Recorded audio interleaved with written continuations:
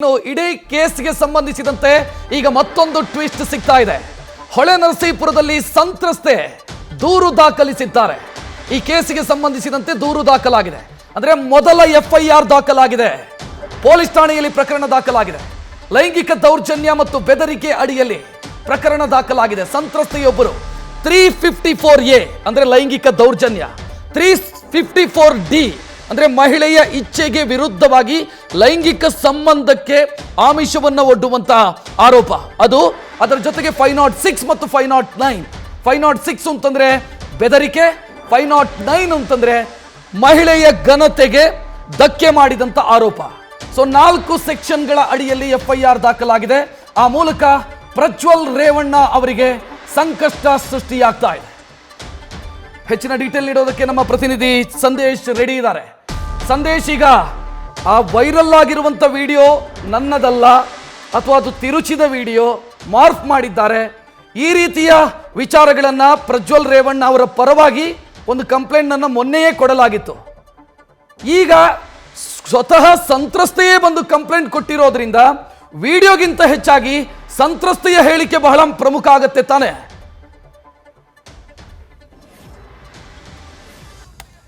ರಕ್ಷಿತ್, ಇಲ್ಲಿ ಪ್ರಮುಖವಾಗಿರುವಂತಹ ವಿಚಾರ ಅಂದ್ರೆ ಈಗಾಗಲೇ ಏನು ಸರ್ಕಾರ ಒಂದು ಆದೇಶವನ್ನು SIT ರಚನೆ ಮಾಡಿ SITಗೆ ಈ ಒಂದು ಪ್ರಕರಣಗಳನ್ನು ವರ್ಗಾವಣೆ ಮಾಡುವಂತ ಸಂದರ್ಭದಲ್ಲಿ ಆ ಆದೇಶದಲ್ಲಿ ಮೆನ್ಷನ್ ಮಾಡಿದ್ದಾರೆ. ಹೊಳೆನರಸೀಪುರ ಪೊಲೀಸ್ ಠಾಣೆಯಲ್ಲಿ ಇವತ್ತು ದಾಖಲಾಗಿರುವಂತ ಒಂದು ಕೇಸ್ ಏನಿದೆ ಆ ಕೇಸನ್ನು ಕೂಡ ಈಗ ವರ್ಗಾವಣೆ ಮಾಡ್ತಾ ಇದ್ದೀವಿ ಅಂತ. ಅಂದ್ರೆ ಹೊಳೆನರಸೀಪುರ ಟೌನ್ ಪೊಲೀಸ್ ಠಾಣೆಯಲ್ಲಿ ಈಗ ಸಂತ್ರಸ್ತೆ ದೂರನ್ನು ಕೊಟ್ಟಿದ್ದಾರೆ. ಅದರಲ್ಲಿ ಪ್ರಮುಖವಾಗಿ 354A, 354D, 506 ಹಾಗೆ 509 ಅಂದ್ರೆ ಲೈಂಗಿಕ ದೌರ್ಜನ್ಯ ಜೊತೆಗೆ ಮಹಿಳೆಯ ಇಚ್ಛೆಗೆ ವಿರುದ್ಧವಾಗಿ ಲೈಂಗಿಕ ದೌರ್ಜನ್ಯಕ್ಕೆ ಪ್ರೇರೇಪಿಸುವಂಥದ್ದು ಅಥವಾ ಲೈಂಗಿಕ ದೌರ್ಜನ್ಯವನ್ನ ಎಸಗುವಂಥದ್ದಾಗಿರ್ಬೋದು, ಜೊತೆಗೆ ಬೆದರಿಕೆ, ಜೊತೆಗೆ ಮಹಿಳೆಯ ಘನತೆಗೆ ಧಕ್ಕೆ ಉಂಟು ಮಾಡುವಂತ ಒಂದು ಸೆಕ್ಷನ್ಸ್ ನ ಅಡಿಯಲ್ಲಿ ಈಗ ಕೇಸನ್ನ ದಾಖಲು ಮಾಡಲಾಗಿದೆ. ಹಾಗಾಗಿ ಇಲ್ಲಿ ಪ್ರಮುಖವಾಗಿರುವಂತದ್ದು ಯಾರೇ ಆರೋಪಿ ಸ್ಥಾನದಲ್ಲಿದ್ರು ಕೂಡ ಅವರು ಡಿಫೆಂಡ್ ಮಾಡ್ಕೊಳ್ಳುವಂತ ಕೆಲಸವನ್ನ ಮಾಡ್ತಾರೆ. ಡಿಫೆಂಡ್ ಮಾಡ್ಕೊಳ್ಳುವಂತ ಸಂದರ್ಭದಲ್ಲಿ ಅದು ಕಂಪ್ಲೇಂಟ್ ಅನ್ನ ಕೊಟ್ಟರಾಗಿರ್ಬೋದು ಅಥವಾ ಹೇಳಿಕೆಯ ಮುಖಾಂತರವಾಗಿ ಅವರು ಡಿಫೆಂಡ್ ಮಾಡ್ಕೊಂಡ್ರು ಕೂಡ ಅದು ಯಾವುದೂ ಕೂಡ ಇಲ್ಲಿ ಮ್ಯಾಟರ್ ಆಗೋದಿಲ್ಲ. ಅಂದ್ರೆ ಅದು ಯಾವ ವಿಚಾರವೂ ಕೂಡ ಇಲ್ಲಿ ಬರೋದಿಲ್ಲ. ಯಾಕಂದ್ರೆ ಖುದ್ದು ಸಂತ್ರಸ್ತೆ ಬಂದು ಒಂದು ಹೇಳಿಕೆಯನ್ನ ಈಗ ಕೊಟ್ಟಿರೋದ್ರಿಂದ ಆಕೆಯ ಒಂದು ಹೇಳಿಕೆ ಅಥವಾ ಆಕೆಯ ದೂರಿನ ಆಧಾರದ ಮೇಲೆ ಮುಂದಿನ ಹಂತದ ತನಿಖೆ ನಡೆಯುತ್ತೆ. ಅಂದ್ರೆ ತನಿಖೆಯ ಸಂದರ್ಭದಲ್ಲಿ ಇವೆಲ್ಲವಕ್ಕೂ ಕೂಡ ಉತ್ತರ ಸಿಗುತ್ತೆ. ಅಂದ್ರೆ ಈಗ ಪ್ರಜ್ವಲ್ ರೇವಣ್ಣ ಅವರ ಪರವಾಗಿ ಸಾಕಷ್ಟು ಜನ ಈಗಾಗಲೇ ಆರೋಪವನ್ನ ಮಾಡ್ತಾ ಇದ್ದಾರೆ. ಪೆನ್ ಡ್ರೈವ್ ಮುಖಾಂತರವಾಗಿ ಹಂಚಲಾಗಿದೆ, ಮಾರ್ಫ್ ಅನ್ನ ಮಾಡಿದ್ದಾರೆ ಅಂತ ಆರೋಪವನ್ನ ಮಾಡ್ತಾ ಇದ್ದಾರೆ. ಆದ್ರೆ ಇವೆಲ್ಲವಕ್ಕೂ ಕೂಡ ಉತ್ತರ ಸಿಗಬೇಕು ಅಂದ್ರೆ ಆ ಮದರ್ ಡಿವೈಸ್ ಸಿಗಬೇಕಾಗುತ್ತೆ. ಅಂದ್ರೆ ತನಿಖೆಗೆ ಸಂಪೂರ್ಣವಾದ ಸಹಕಾರವನ್ನ ಆರೋಪಿ ಸ್ಥಾನದಲ್ಲಿರುವಂತಹ ರಾಜಕಾರಣಿ ಮಾಡಬೇಕಾಗುತ್ತೆ.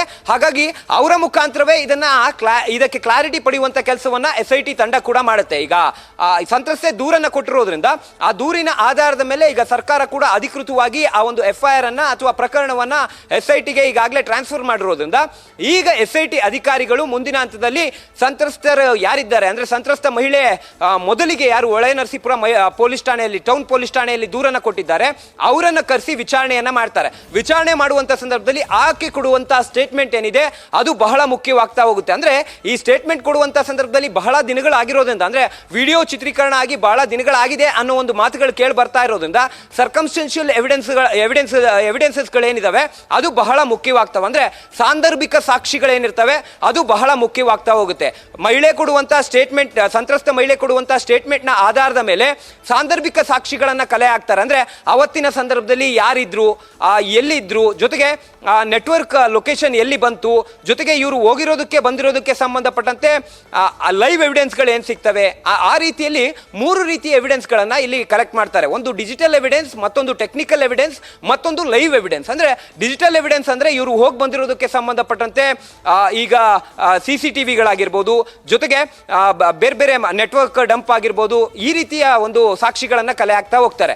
ಇಲ್ಲಿ ಟೆಕ್ನಿಕಲ್ ಎವಿಡೆನ್ಸ್ ಅಂದ್ರೆ ನೆಟ್ವರ್ಕ್ ಡಂಪ್ ಅನ್ನ ಮಾಡೋದ್ರ ಮುಖಾಂತರವಾಗಿ ಅವತ್ತಿನ ನೆಟ್ವರ್ಕ್ ಲೊಕೇಶನ್ ಇಬ್ಬರದು ಕೂಡ ಆರೋಪಿ ಸ್ಥಾನದಲ್ಲಿರುವಂತವ್ರದ್ದು ಜೊತೆಗೆ ಸಂತ್ರಸ್ತರದು ಇಬ್ಬರದು ಕೂಡ ಎಲ್ಲಿ ಒಂದು ಲೊಕೇಶನ್ ತೋರಿಸ್ತಾ ಇತ್ತು ಅಂತ ಟೆಕ್ನಿಕಲ್ ಎವಿಡೆನ್ಸ್ ಮುಖಾಂತರವಾಗಿ ಸಾಕ್ಷಿ ಕಲೆ ಹಾಕ್ತಾರೆ. ಲೈವ್ ಎವಿಡೆನ್ಸ್ ಅಂದ್ರೆ ಇವರು ಬಂದೋದಂತ ಸಂದರ್ಭದಲ್ಲಿ ಅಲ್ಲಿ ಅಕ್ಕಪಕ್ಕದವರಾಗಿರ್ಬೋದು, ಅಕ್ಕಪಕ್ಕದ ನಿವಾಸಿಗಳಾಗಿರ್ಬೋದು, ಅಥವಾ ಅಲ್ಲಿನ ಮನೆ ಕೆಲಸದವರಾಗಿರ್ಬೋದು, ಅಥವಾ ಅಲ್ಲಿ ಕೆಲಸ ಮಾಡುವಂತವರಾಗಿರ್ಬೋದು, ಅಂತವರ ಒಂದು ಸಾಕ್ಷಿಯನ್ನ ಕಲೆ ಹಾಕ್ತಾರೆ. ಈ ಸಾಕ್ಷಿಗಳೇನಿದಾವೆ ಇದು ಡಾಟ್ಸ್ ಗಳನ್ನ ಕನೆಕ್ಟ್ ಮಾಡ್ತಾ ಹೋಗುತ್ತೆ. ಅಂದ್ರೆ ಈ ಡಾಟ್ಸ್ ಗಳನ್ನ ಕನೆಕ್ಟ್ ಮಾಡುವಂತ ಸಂದರ್ಭದಲ್ಲಿ ಪ್ರಜ್ವಲ್ ರೇವಣ್ಣ ಅವರ ಪರವಾಗಿ ಯಾರೆಲ್ಲ ಏನು ಹೇಳ್ತಾ ಇದ್ದಾರೆ ಅದು ಅದಕ್ಕೆ ಸಂಬಂಧಪಟ್ಟಂತೆ ಆದರೂ ಮಾಹಿತಿ ಸಿಗ್ಬೋದು, ಅಥವಾ ಸಂತ್ರಸ್ತ ಮಹಿಳೆ ಕೊಡ್ತಿರುವಂತಹ ಸ್ಟೇಟ್ಮೆಂಟ್ಗೆ ಸಂಬಂಧಪಟ್ಟಂತೆ ನಿಜಕ್ಕೂ ಕೂಡ ಅದು ನಡೆದಿದ್ರೆ ಅಥವಾ ಈ ರೀತಿ ಲೈಂಗಿಕ ದೌರ್ಜನ್ಯವನ್ನ ಎಸಗಿದ್ರೆ ಅದು ಅಲ್ಲಿ ಡಾಟ್ಸ್ಗಳನ್ನ ಕನೆಕ್ಟ್ ಮಾಡ್ತಾ ಹೋಗುತ್ತೆ. ಹಾಗಾಗಿ ಇವೆಲ್ಲವೂ ಕೂಡ ಒಬ್ಬ ಸಂತ್ರಸ್ತ ಮಹಿಳೆ ದೂರನ್ನ ಕೊಟ್ಟಿರೋದ್ರಿಂದ ಅದನ್ನ ಪ್ರೂವ್ ಮಾಡುವಂತ ಜವಾಬ್ದಾರಿ SIT ಅಧಿಕಾರಿಗಳ ಹೆಗಲ ಮೇಲೆ ಇರೋದ್ರಿಂದ SIT ಅಧಿಕಾರಿಗಳು ಮುಂದಿನ ಹಂತದಲ್ಲಿ ಇದಕ್ಕೆ ಸಂಬಂಧಪಟ್ಟಂತೆ ತನಿಖೆಯನ್ನ ನಡೆಸುವಂತ ಸಂದರ್ಭದಲ್ಲಿ ಅಥವಾ ಈ ಎವಿಡೆನ್ಸ್ಗಳನ್ನು ಕಲೆಕ್ಟ್ ಮಾಡುವಂತ ಸಂದರ್ಭದಲ್ಲಿ ಇವೆಲ್ಲವಕ್ಕೂ ಕೂಡ ಉತ್ತರ ಸಿಗುತ್ತೆ. ಹಾಗಾಗಿ ಪ್ರಸ್ತುತ ಈ ಸಂದರ್ಭದಲ್ಲಿ ಪ್ರಜ್ವಲ್ ರೇವಣ್ಣ ಅವರ ಪರವಾಗಿ ಯಾರೇ ಏನೇ ಹೇಳಿಕೆ ಕೊಟ್ಟರು ಕೂಡ ಅದು ಹೇಳಿಕೆಯಾಗೇ ಇರುತ್ತೆ ಹೊರತು ಅದು ಯಾವುದು ಕೂಡ ಅದನ್ನ ಪರಿಗಣನೆಗೆ ತೆಗೆದುಕೊಳ್ಳೋದಿಲ್ಲ. ಇಲ್ಲಿ ಮೊದಲಿಗೆ ಸಂತ್ರಸ್ತ ಮಹಿಳೆ ಏನಿದ್ದಾರೆ ಆಕೆಯ ಒಂದು ದೂರಿನ ಆಧಾರದ ಮೇಲೆ ಆಕೆಯ ಹೇಳಿಕೆಯನ್ನ ಮೆಡಿಕಲ್ ಚೆಕಪ್ ಅನ್ನ ಜೊತೆಗೆ ಮಹಜರು ಕೆಲಸವನ್ನ ಅಂದ್ರೆ ಮಹಜರು ಕಾರ್ಯವನ್ನ ಮಾಡುವಂತ ಕೆಲಸವನ್ನ SIT ಅಧಿಕಾರಿಗಳು ಮಾಡ್ತಾರೆ. ಈ ಹಿಂದೆ ಕೂಡ ಅವರು ಸಾಕಷ್ಟು ಪ್ರಕರಣಗಳಲ್ಲೂ ಕೂಡ ತನಿಖೆಯನ್ನು ನಡೆಸಿರೋದ್ರಿಂದ ಮುಂದಿನ ಹಂತದಲ್ಲೂ ಕೂಡ ಇದೇ ರೀತಿಯ ಒಂದು ತನಿಖೆ ನಡೀತಾ ಹೋಗುತ್ತೆ. ರಕ್ಷತ್, ಥ್ಯಾಂಕ್ ಯು ಸಂದೇಶ್ ಮಾಹಿತಿಗೆ. ಒಟ್ಟಿನಲ್ಲಿ ಪ್ರಜ್ವಲ್ ರೇವಣ್ಣ ಸಂಕಷ್ಟಕ್ಕೆ ಸಿಕ್ಕಾಕೊಂಡಿರೋದು ಸ್ಪಷ್ಟವಾಗಿ ಕಾಣ್ತಾ ಇದೆ. ವಿಡಿಯೋ ನನ್ನದಲ್ಲ ಅಂತ ಹೇಳ್ಬೋದು, ವಿಡಿಯೋದಲ್ಲಿರೋದು ನಾನಲ್ಲ ಅಂತ ಹೇಳ್ಬೋದು, ಆದರೆ ಸಂತ್ರಸ್ತ ಮಹಿಳೆಯೇ ದೂರನ್ನ ಕೊಟ್ಟಿರೋದು ಈಗ ಅವರ ಸಂಕಷ್ಟವನ್ನು ಇನ್ನಷ್ಟು ಹೆಚ್ಚು ಮಾಡ್ತಾ ಇದೆ. ಕಾರಣ ಆ ಮಹಿಳೆ ನನಗೆ ಯಾವ ರೀತಿ ಅನ್ಯಾಯ ಆಗಿದೆ ಅನ್ನೋದನ್ನ ಹೇಳ್ಕೊಳ್ತಾ ಇದ್ದಾರೆ. FIR ಆಗಿದೆ ಈ ಕೇಸಿಗೆ ಸಂಬಂಧಿಸಿದಂತೆ, ಪ್ರಥಮ ವರ್ತಮಾನ ವರದಿ ದಾಖಲಾಗಿದೆ ಮತ್ತು ನನಗೆ ಪ್ರಜ್ವಲ್ ರೇವಣ್ಣ ಅವರು ಲೈಂಗಿಕ ಕಿರುಕುಳ ಎಸಗಿರೋದು ನಿಜ ಅನ್ನೋದನ್ನ ಮಹಿಳೆಯೇ ಮುಂದೆ ಬಂದು ಕಂಪ್ಲೇಂಟ್ ಕೊಟ್ಟಿರೋದ್ರಿಂದ ವಿಡಿಯೋದ ಅಸಲಿಯತ್ತು ಒಂದು ಕಡೆಯಾದರೆ ಮತ್ತೊಂದು ಕಡೆ ಜೀವಂತ ಸಾಕ್ಷಿ, ಇಡೀ ಕೇಸ್ನ ಜೀವಂತ ಸಾಕ್ಷಿ ಕಂಪ್ಲೇಂಟ್ ಕೊಟ್ಟಿರೋದು ಪ್ರಜ್ವಲ್ ರೇವಣ್ಣ ಅವರ ಸಂಕಷ್ಟವನ್ನು ಇನ್ನಷ್ಟು ಹೆಚ್ಚು ಮಾಡ್ತಾ ಇದೆ. ಅಲ್ಲಿಗೆ ಇಡೀ ಕೇಸು ಹೊಸ ತಿರುವನ್ನು ಪಡ್ಕೊಳ್ತಾ ಇದೆ. SIT ಈಗಾಗಲೇ ರಚನೆಯಾಗಿದೆ. ಹೊಳೆನರಸೀಪುರದಲ್ಲಿ ಮೊದಲ FIR. ನಮಗೆ ನ್ಯೂಸ್ ಫಸ್ಟ್ಗೆ ಮಹಿಳಾ ಆಯೋಗದ ಅಧ್ಯಕ್ಷರು ಕೊಟ್ಟಿರುವಂಥ ಮಾಹಿತಿ ಪ್ರಕಾರ ಅದನ್ನೇ ಆಧಾರವಾಗಿ ಮಾತನಾಡಬೇಕು ಅಂತಂದರೆ 2800ಕ್ಕೂ ಅಧಿಕ ಮಹಿಳೆಯರ ಜೊತೆಗೆ ಪ್ರಜ್ವಲ್ ರೇವಣ್ಣ ಈ ರೀತಿ ನಡ್ಕೊಂಡಿದ್ದಾರೆ ಅನ್ನೋದನ್ನು ಅವರು ಹೇಳ್ತಾ ಇದ್ದಾರೆ, ಅಂದರೆ ಮಹಿಳಾ ಆಯೋಗದ ಅಧ್ಯಕ್ಷರು. ಸೊ ಅಲ್ಲಿಗೆ ಇನ್ನಷ್ಟು ಕಂಪ್ಲೇಂಟ್ಗಳೇನಾದರೂ ಆದರೆ ಅಥವಾ ದಾಖಲಾಗುವಂಥ ಸಾಧ್ಯತೆಗಳು ಕೂಡ ಸದ್ಯಕ್ಕಂತೂ ಕಾಣಿಸ್ತಾ ಇದೆ. ಒಂದು ವೇಳೆ ಇನ್ನಷ್ಟು ಕಂಪ್ಲೇಂಟ್ಗಳು ದಾಖಲಾದರೆ, ಹೊಳೆನರಸೀಪುರದಲ್ಲಿ ಈಗಾಗಲೇ ಒಂದು ಕಂಪ್ಲೇಂಟ್ ಆಯಿತು, ಬೇರೆ ಬೇರೆ ಸ್ಟೇಷನಲ್ಲಿ ಏನಾದರೂ FIR ಆದರೆ ಅದು ಎಲ್ಲವನ್ನ ಕೂಡ SITಗೆ ಟ್ರಾನ್ಸ್ಫರ್ ಮಾಡಲಾಗುತ್ತೆ.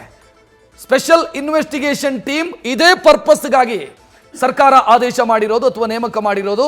ಇಡೀ ಕೇಸನ್ನು SIT ತನಿಖೆ ನಡೆಸೋದಕ್ಕಿದೆ. ನ್ಯೂಸ್ ಫಸ್ಟ್ ನಿರ್ಭೀತಿಯಿಂದ ನಿಮ್ಮ ಪರವಾಗಿ.